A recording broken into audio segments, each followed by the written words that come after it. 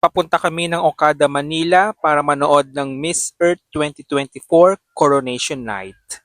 Bali, pangalawang beses na ako makakapasok dito sa Okada, Manila.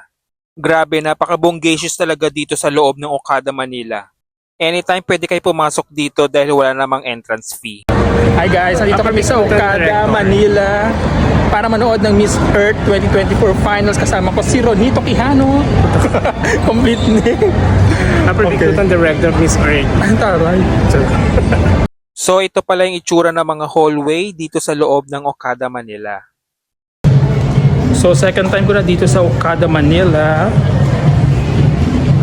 Bali, pupuntahan namin yung The Cove kung saan gaganapin yung Miss Earth 2024 Coronation Night. Hanapin namin. Bali sa street daw. Nagtanong na kami kanina.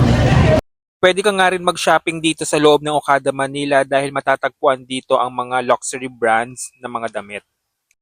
At ito na ang The Cove, Manila dito sa loob ng Okada, Manila kung saan gaganapin ang Coronation Night ng Miss Earth 2024.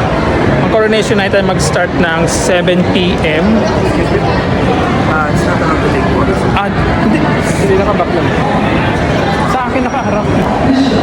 So mag-i-start ang Miss Earth 2024 ay 7 o'clock. Mag-6 o'clock pa lang. Hanapin namin yung Team Australia na tumulong sa akin para makapasok ng libre sa Miss Earth. Nasa coffee bean daw sila. At ako rin gusto ko rin magkape para may energy. Hindi antokin mamaya. A few moments later. Magkakape muna.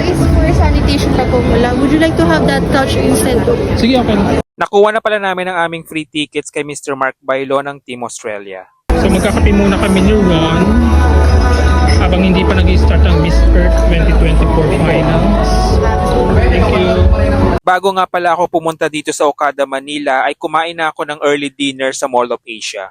Kape lang tayo. Ikaw kung gusto mo umorder pag buong. At maglatay lang ako. Ito pala yung drinks. Ano yan dito?